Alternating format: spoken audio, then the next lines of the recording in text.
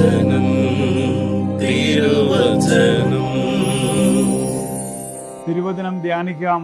വീണ്ടും നമുക്ക് ദൈവത്തെ സ്തുതിച്ചുകൊണ്ട് യിരെമ്യാ പ്രവാചകന്റെ പുസ്തകം 29 അധ്യായം 11 തിരുവചനം. വളരെ സുപരിചിതമായ ഒരു വേദഭാഗം. നിങ്ങളെക്കുറിച്ച് എനിക്കൊരു പദ്ധതിയുണ്ട്, അത് നിങ്ങളുടെ നാശത്തിനല്ല, അത് നിങ്ങളുടെ ക്ഷേമത്തിനാണ്. നമ്മുടെ ജീവിതത്തിൽ നമുക്ക് നേരിടുന്ന അനുഭവങ്ങളൊക്കെ ഒരുപക്ഷെ മാനുഷികമായി ചിന്തിക്കുമ്പോൾ അത് വേദനിപ്പിക്കുന്നു എന്ന് തോന്നാറുണ്ട്. രോഗം വരുമ്പോൾ ദൈവമേ എന്തുകൊണ്ട് എനിക്ക് രോഗം വന്നു, തകർച്ച ഉണ്ടാവുമ്പോൾ എന്തുകൊണ്ട് തകർച്ചയുണ്ടായി എന്ന് മാനുഷികമായി ചിന്തിച്ചേക്കാം.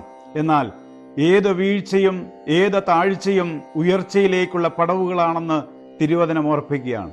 അതിനെ സന്തോഷത്തോടെ സ്വീകരിക്കുവാൻ നമുക്ക് സാധിക്കണം. മറ്റുള്ളവർ ഒരുപക്ഷെ അത് തിന്മയായി ചിത്രീകരിച്ചേക്കാം.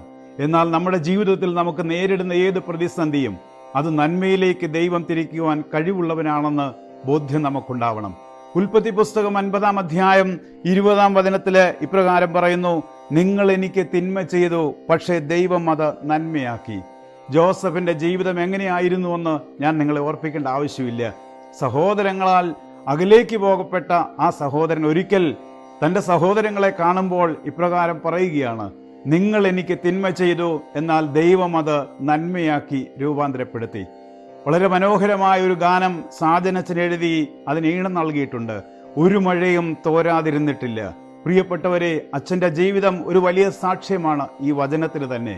ആകയാൽ നമ്മുടെ ജീവിതത്തിൽ ഏതൊക്കെ പ്രതിസന്ധികളാവട്ടെ, അത് രോഗമോ തകർച്ചയോ മറ്റുള്ളവരിൽ നിന്നുള്ള വേദനിപ്പിക്കുന്ന വാക്കുകളോ എന്തുമായിക്കൊള്ളട്ടെ, അതിലൊന്നും ഭയപ്പെടാതെ ഏത് അവസ്ഥയിലും ദൈവം നമ്മളെ നന്മയിലേക്ക് കൊണ്ടുപോകുമെന്നുള്ള ഉത്തമമായ ബോധ്യം നമ്മളെ ഭരിക്കട്ടെ. ദൈവം നമ്മളെ അനുഗ്രഹിക്കട്ടെ. ആമേൻ.